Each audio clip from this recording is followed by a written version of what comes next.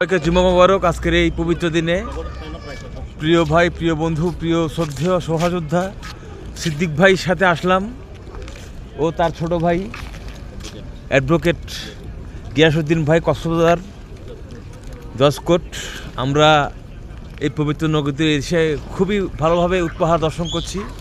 এই সে বিখ্যাত উট পাহাড়, যে পাহাড় আমাদের রাসূলুল্লাহ সাল্লাম দর্শন করেছিলেন এবং কি অসংখ্য ধন সম্পদ এই উট পাহাড়ে লুকিয়ে আছে।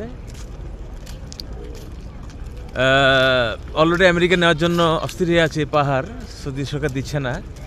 যাই হোক, আমরা ওদিকে না যাই, আমরা আজ এই পবিত্র সুন্দর নগরীতে এসে নিজেকে ধন্য মনে করছি।